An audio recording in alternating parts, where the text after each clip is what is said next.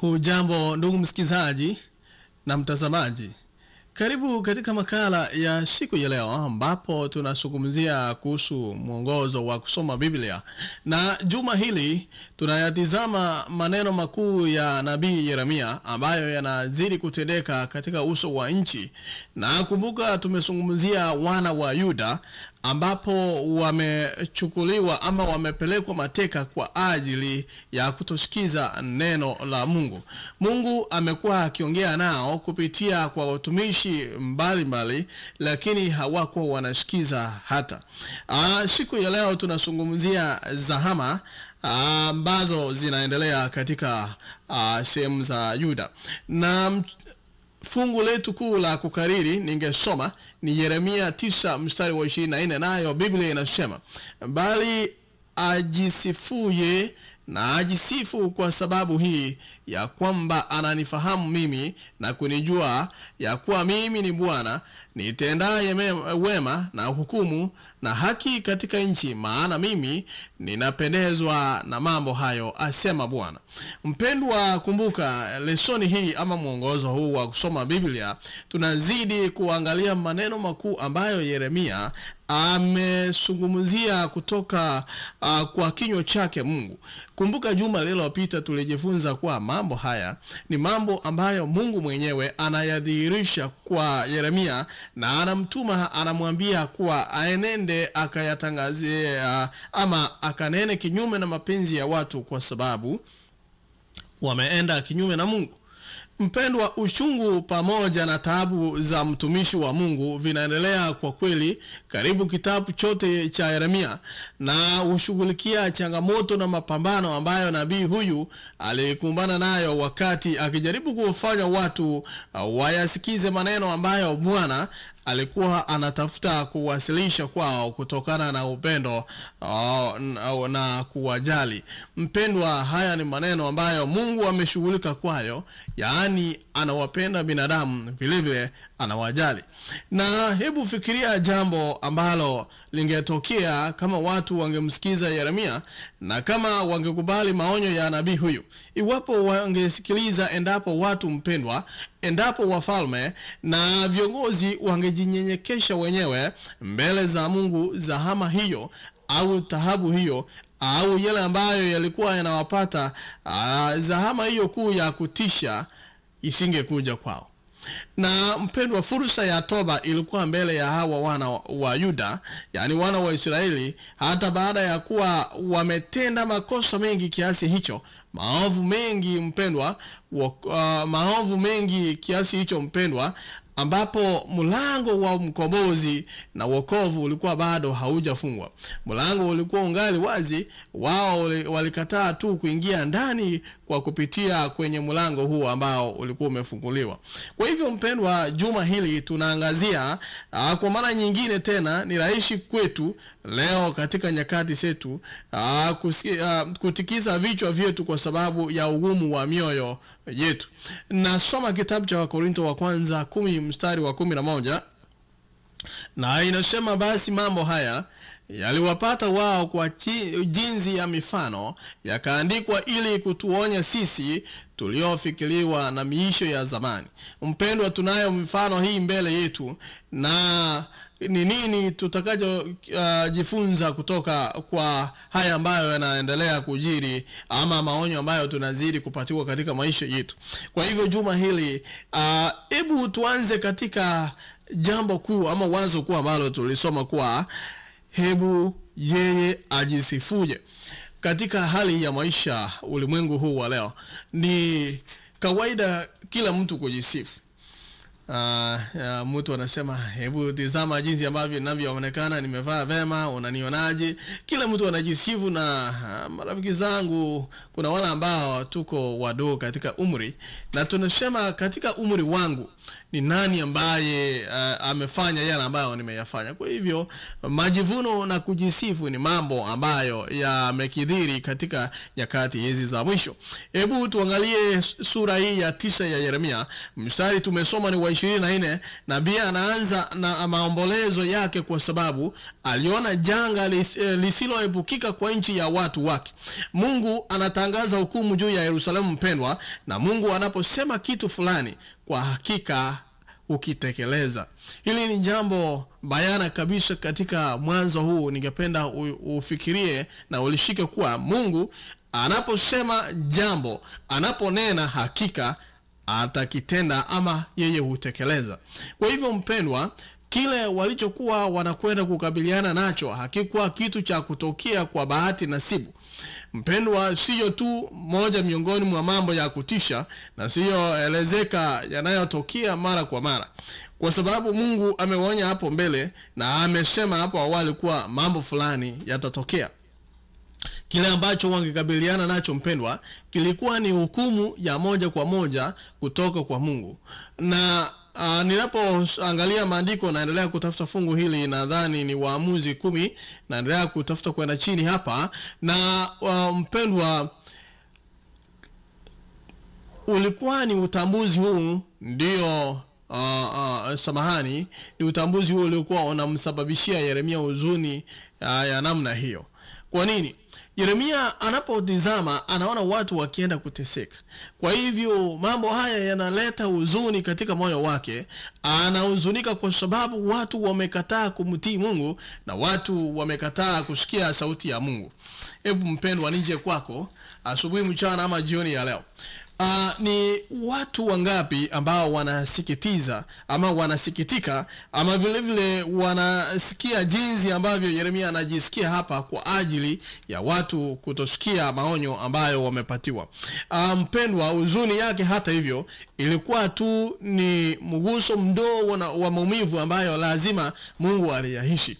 Hebu angalia nabii kama Yeremia. Juma lililopita tumejifunza kuwa ameteswa kadri ambavyo ametupwa kule ndani ya shimo, na mwisho alitundikwa gerezani kwa ajili ya kunena kinyume na mfalme, vile vile na kwa ajili ya kusema neno la Mungu ambavyo haikumpendeza mfalme. Kwa hivyo akaamuru Yeremia aweze kushikwa na aweze kuchapwa, mambo ambayo tuliangazia juma lililopita. Kisha Yeremia anasema, nimerudi kwako kama mfinyanzi na unifinyange. Haya ni mambo tuliyoyapitia. Ikiwa huko yafikia mpendwa, ningependa tu nikukumbushe. Katika Waamuzi 10:16 inasema, katika mateso yao yote yeye aliteswa, akawachukua siku zote za kale. Ningependa ni huu muktadha ni urudishe. Kuna kitabu kinaitwa Education, ukurasa 263 katika lugha, nasoma katika lugha ya Kiingereza lakini najaribu kuweka kwa Kiswahili, ingawa muktadha ni tofauti. Nukuu hii mpendwa uhusia wazo hilo vizuri sana. Inasema hivi: msalaba ni ufunuo kwa fahamu zote hafifu kuhusu maumivu ambayo tangu mwanzo wake dhambi imeuletea moyo wa Mungu. Kila hatua ya kuchepuka na kuacha kutenda mema, kila tendo la ukatili, kila kushindwa kwa ubinadamu kufikia ukamilifu wake umuletea huzuni. Mpendwa, kwa kila jambo tunalolitenda katika ulimwengu huu linatuletea huzuni. Majanga walioyapata wana wa Israeli ambayo yalikuwa ni matokeo ya hakika ya kujitenga na Mungu. Kwa hivyo wao hawakuteswa kwa ajili, hawakupata majanga haya kwa ajili ya kumfuata Mungu. Waliyapata kwa ajili ya kuamua kufanya uamuzi wa kutomfuata Mungu. Mpendwa, kutishwa kwa maadui zao, ukatili na hata kifo, sababu ya msiba wa Israel ilikuwa ni kumwacha Mungu. Ningependa nikuulize mchana, jioni ama asubuhi ya leo, mateso unayoyapata, majanga unayoyapata, huenda ni kwa ajili ama kwa sababu umemwacha Mungu? Kuna watu wanasema Mungu amewacha, lakini ile hali kweli ni kwamba watu wamemwacha Mungu. Yeremia 9, maombolezo ya kuhuzunisha ya nabii huyu yanajitokeza hapa. Ningependa utafakari katika mafungu yale 23 na 24 tuliyosoma, na uone kama maneno hayo yanaushika nasi katika siku za leo. Mpendwa, inasemekana kuwa inapokuja katika suala la kifo, sisi sote katika namna inayofanana tunakuwa kama mji usiokuwa na boma. Hekima, nguvu na utajiri vyote vina nafasi yake mpendwa. Lakini kutegemea vitu hivi hasa katikati ya janga au wakati kifo kinapokaribia ni jambo lisilokuwa na ufanisi, lisilokuwa na maana na lisilofaa chochote. Katikati ya maonyo yote ya hukumu, watu wanaambiwa jambo hasa lenye maana, na hilo ni kwa mtu binafsi kujua na kuelewa fadhili, vile vile hukumu na haki za Mungu. Kwa hivyo angalau katika kiwango tunachoweza, ili tuweze kuyafahamu mambo haya in the perspective of God, yani kwa mtazamo wa Mungu. Ni jambo gani lingine mpendwa lilopo hapo? Ni nini kingine kinachoweza kutupatia tumaini na faraja wakati kila kitu cha kidunia, kila kitu cha kibinadamu pamoja na miili yetu sisi wenyewe vinatukatisha tamaa?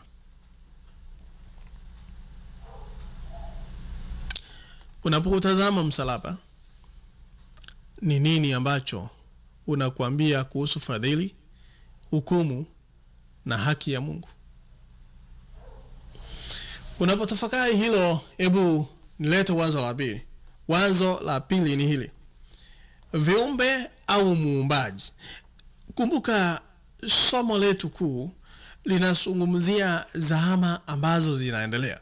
Na hapa katika fungu la kukariri tumesema mbali ajisifuje na ajisifu kwa sababu hii ya kwamba ananifahamu mimi na kunijua, ya kuwa mimi ni Bwana nitendaye wema na hukumu na haki katika nchi, maana mimi napendezwa na mambo hayo, asema Bwana. Ni mstari wa 24 katika Yeremia 9. Mpendwa, hapa tunazungumzia viumbe au muumbaji. Kama ambavyo tumeona tayari mpendwa, watu wa Mungu walikuwa wameitwa kujitenga ili kuwa tofauti na mataifa yanayowazunguka, yaani ambayo yote yalikuwa yamezama katika upagani, ibada ya sanamu na mafundisho ya uongo. Maonyo mengi sana hapa katika vitabu 5 vya Musa mpendwa, hasa vilikuwa vinakataza kufuata matendo ya majirani zao. Copying your neighbors. Walikuwa wanaambiwa wajitenge na kuiga, vile vile na kufuata tabia za majirani wao. Wakati mwingi tunapoyatenda mambo tunasema, unajua jirani yangu anafanya hivyo. Kisha tunatizama watu tunasema fulani anaendanga kanisa na anayatenda hayo. Mpendwa, Waisraeli badala yake walitakiwa kuwa mashuhuda kwa ulimwengu kwa ukweli juu ya Bwana kama muumbaji na mwokozi. Lakini kwa bahati mbaya, sehemu kubwa sana ya historia ya Agano la Kale ni kisa cha jinsi ambavyo mara nyingi walishawishiwa kuingia katika matendo na mazoea haya ambayo walikuwa wameonywa kwao. Mpendwa, na ningependa ufananishe mwongozo huu wa kusoma Biblia na nyakati zetu hizi tunazozizungumzia, kwa sababu ni mambo ya ajabu ndugu mpendwa tunapoyatizama na kuyafikiria haya. Yeremia hapa anawaambia watu kile ambacho wangetakiwa kuwa wamefahamu tayari. Miungu hii ya kipagani sio chochote, bali ni vitu vilivyotengenezwa na wanadamu mpendwa. Ni matokeo ya ubunifu wa kishetani na fikra za wanadamu zilizopotoka. Huu ni mfano mkubwa kwa kile ambacho Paulo mpendwa alikiandika karne nyingi baadaye. Alimaanisha anapoandika kuhusu wale ambao nikimnukuu katika Warumi 1:25 anasema, walibadili kweli ya Mungu kuwa uongo, wakasujudia kiumbe na kukiabudu badala ya Muumba anayehimidiwa milele. Amina. Hiyo ni Rumi 1:25. Zingatia katika fungu hili mpendwa jinsi Paulo anavyotofautisha uumbaji na muumbaji. Tofauti hii inawasilishwa katika mafungu haya katika Yeremia vile ambayo huzungumzia udhahiri na udhaifu wa miungu hii ikitofautishwa na yule wa kweli. Mpendwa, kote katika mafungu haya Yeremia anajaribu kuwaonyesha watu jinsi ilivyo jambo la kijinga na la kipuuzi kuweka tumaini lao katika mambo haya ambayo hayawezi kufanya chochote. Yaani yote haya ni tofauti na Mungu muumbaji ambaye sio tu kwamba aliumba ulimwengu, lakini pia anautegemeza kwa uwezo wake. Angalia Waebrania 1:3. Hayo ni mambo ambayo tunastahili kujifunza mpendwa. Hata kama mafungu haya ni ya zamani kiasi gani mpendwa, ujumbe bado unaakisi hali halisi.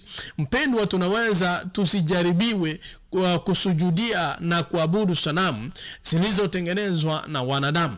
Mpendwa, wala wengi wetu tunaweza tusiofushwe au kuopeshwa kwa ishara za mbinguni. Badala yake, hata hivyo, bado ni rahisi sana kuweka tumaini letu katika mambo ambayo hayawezi kabisa kutuokoa, kama ilivyo kwa sanamu hizi ambazo zisingeweza kuokoa watu wa Yuda katika siku ya hukumu. Kwa hivyo nikipenda nikuache na swali katika sehemu hii ya pili. Ni yapi baadhi ya mambo ambayo ikiwa hatuko makini tunakuwa na uelekeo wa kujatumainia zaidi kuliko tunavyo stahili kufanya? Jinsi ambavyo tunatumaini mambo fulani katika maisha haya na tunaacha kumtumaini Mungu katika maisha yetu. Nisungumzie jambo la tatu karibu la mwisho. Wana wa Israeli tunafikia katika zama zaidi wito wa toba. Yeremia 26 mstari wa 1 hadi wa 6 ni ukiyasoma ni tumaini gani linalopatikana hapa ambalo Bwana anawapatia watu mpendwa. Ujumbe uliopo hapa ulikuwa ule kama ujumbe unaopatikana kote katika Biblia nzima mpendwa, Agano la Kale na Jipya, na huo ndio wito wa toba. Kugeuka na kuacha dhambi ndilo jambo linalozungumziwa hapa, na kupata wokovu ambao Mungu anautoa kwa wote. Kwa hivyo mpendwa, ujumbe unapatikana katika mafungu haya. Nikianzia Yeremia hiyo 25 mstari wa 5. Mpendwa, wakazi wote wa Yuda mpendwa, walikuwa hawastahili. Kwa hivyo Mungu hakukata tamaa na kuacha. Mpendwa, wakazi wa Yuda walikuwa hawastahili.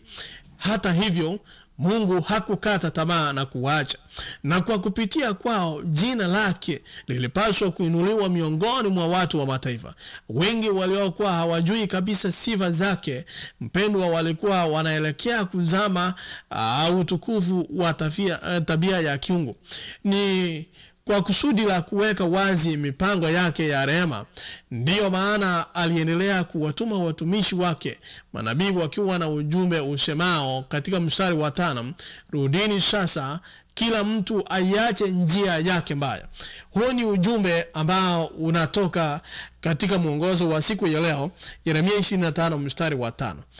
Kwa hivyo mpendwa, ukisoma The Prophets and the Kings, ama kile toleo la kale ilikuwa inaitwa Patriarchs and Prophets, lakini Prophets and Kings sasa ukurasa 919 katika lugha ya Kiingereza.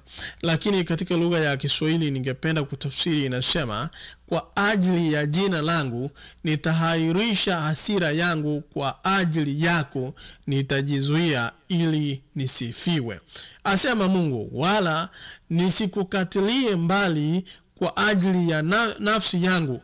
Kwa ajili ya nafsi yangu nitatenda haya. Je, litiwe unajisi jina langu? Wala sitampa mwingine utukufu wangu. Ukisoma Isaya 48 mstari wa 9 hadi 11 utayapata maneno hayo.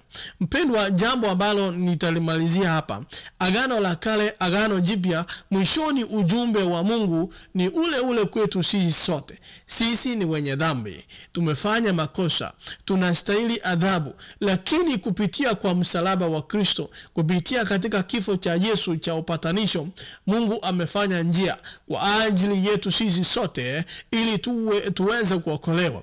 Na tunahitaji kukubali hali yetu ya dhambi. Tunahitaji kudai kwa amani sifa za Yesu ambazo hutolewa bure pasipo kujali hali ya kutofaa kwetu, na tunahitaji kutubu dhambi zetu mpendwa. Na kwa kweli toba ya kweli inahusisha kuondoa dhambi maishani mwetu kwa neema ya Mungu. Kwa hivyo hakuna chochote utakachofanya ili uondoe dhambi katika maisha yako, ni kwa neema tu, bila kujali tulichofanya.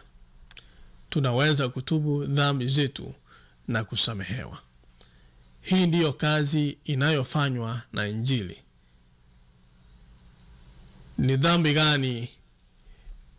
gani mpendwa unayohitaji kutubu sasa? Sehemu ya mwisho. Kuna jambo limezungumziwa kuwa wito wa mauti.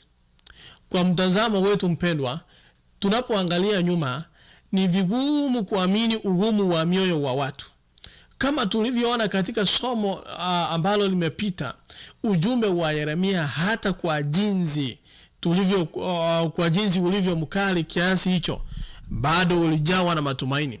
Endapo watu hawa wangetubu, Mungu angebadilisha adhabu za kutisha ambazo kwa kuzingatia ahadi na laana za Agano la Kale mpendwa, na vile vile janga ambalo lingewapata. Kama tu wangefanya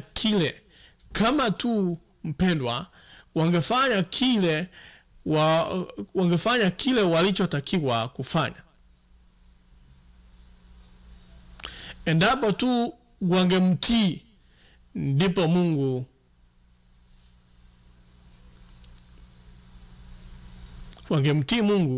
na kupata baraka ambayo utii ungeleta, ndipo mambo yote yangekuwa vizuri. Mungu angewasamehe, Mungu angewaponya, Mungu angerejesha. Kazi inayofanywa na Injili ambayo hatimaye ingekuja kupitia katika kafara ya Yesu ingetosha kusamehe dhambi zao zote na kuwarejesha. Ni ujumbe mzuri mpendwa kiasi gani wa matumaini, ahadi na wokovu. Mwitiko wa watu kwa Yeremia na ujumbe huu ulikuwa ni upi mpendwa? Katika 26 Yeremia 26 sura ya 26 mstari wa 10 na 11, katika Israeli mahakama halali iliyokutanika kisheria ndiyo pekee ambayo ingeliweza kupitisha hukumu ya kifo. Kwa hivyo ni kura ya mahakimu wengi peke yake ndiyo iliyokuwa inakubalika kwa ajili ya hukumu ya kifo. Makuhani na manabii walimtesa Yeremia kwa shutuma zao za kufisha mpendwa. Wale waliokuwa wanampiga walitaka kumwasilisha kama mhalifu na msaliti wa kisiasa ili waweze kumtesa. Ndiposa tukasema zahama zaidi, yani mateso zaidi kwa mtumishi wa Mungu. Yeremia hapa mpendwa, mstari wa 13 hadi 13 hadi 15, Yeremia 26, Yeremia anaitikia namna gani? Yeremia hakukata tamaa hata kidogo.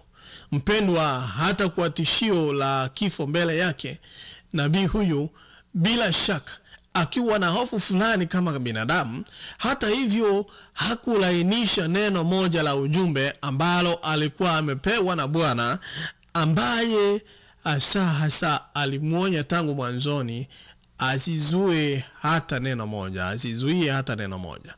Ni mstari wa 2. Kwa namna hiyo, tofauti na ilivyokuwa kwa Yeremia ambaye kwa nyakati fulani alikuwa ananungunika akilalamika na kulaani siku ya kuzaliwa kwake, kumbuka tulivyosoma majuma mawili yaliyopita, hapa tunamuona sasa akiwa mtu wa Mungu alikuwa anasimama na kwa uaminifu na akiwa na usadikiko.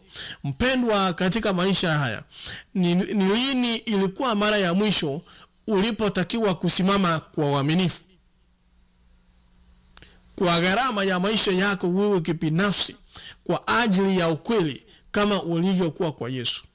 Ikiwa hukuwahi kamwe kutakiwa kufanya hivyo, ni jambo gani ambalo haliko sawa katika maisha yako? Jambo la mwisho.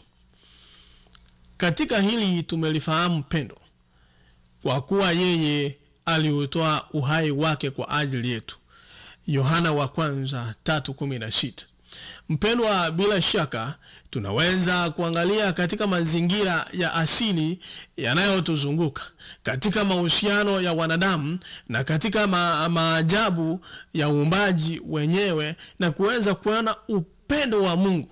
Hata hivyo, dhambi nyingi zimeharibu uumbaji huo pamoja na uwezo wetu wa kufurahia hata kusoma vizuri.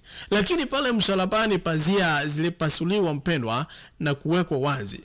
Kwa ulimwengu ulipewa ufunuo kamili na dhahiri uwezekano kuhusu upendo huo. Upendo mkuu kiasi kwamba iliongoza katika kile Dara White anasema alichokiita utengano wa nguvu za kimbingu. Ukisoma Bible Commentary volume 7 ukurasa 924 inasema utengano wa nguvu za kimbingu. Kwa nini unasema utengano wa nguvu za kimbingu? Upendo wa Mungu, mpendwa, ulikuwa ni mkuu sana kwetu kiasi kwamba Utatu Mtakatifu, nafsi waliopendana wao kwa wao tangu umilele, waliutumia kwa sababu ya utengano ili kukomboa sisi. Mungu wangu, kumbuka Mathayo 27 mstari wa 46 anasema, Mungu wangu, mbona umeniacha? Ni maelezo dhahiri na yenye nguvu zaidi yanayoelezea utengano huo kwa kile kilichogharimu ili kutuokoa sisi. Hapa tunaweza tena kuona maumivu na mateso ambayo Bwana alikabiliana nayo kwa sababu ya dhambi zetu. Kwa hiyo mpendwa, sio ajabu kuwa sisi tuwapenda kwa maana yeye alitupenda sisi kwanza. Uende usome Yohana wa kwanza 4:19. Kwa kweli kama wanadamu walioanguka tunanakilisha tu pendo hili, mpendwa. Tunanakilisha pendo hili tu, na hata tunanakilisha huko mara nyingi tunapotoshwa na ubinafsi wetu sisi wenyewe na dhamaa za dhambi. Upendo wa Mungu hupita pendo zetu, hupita upendo wetu. Tunaakisi upendo wa Mungu kwa namna ile ambayo kidimbwi cha matope yenye mafuta kinavyoakisi anga. Hadi hapo juma lijalo, majina yangu ni Orino Utiri. Na asante kwa kusoma pamoja nasi mwongozo wa kusoma Biblia. Hili ni somo la 7 zama ambazo zinaendelea kumkumba nabii Yeremia. Juma lijalo tutaangazia katika mwongozo wetu wa kusoma Biblia, tutaangazia jambo moja ambalo ni matengenezo, mpendwa. Kwa hivyo usiende bali, tutaangalia kuhusu matengenezo katika juma lijalo. Katika mwongozo wangu wa Kiingereza hapa inaniambia matengenezo ya Yosia, yani Josiah's reforms. Na tutakuwa tukiangazia Wafalme wa Pili 23:25. Hadi hapo wakati mwingine, na ubarikiwe.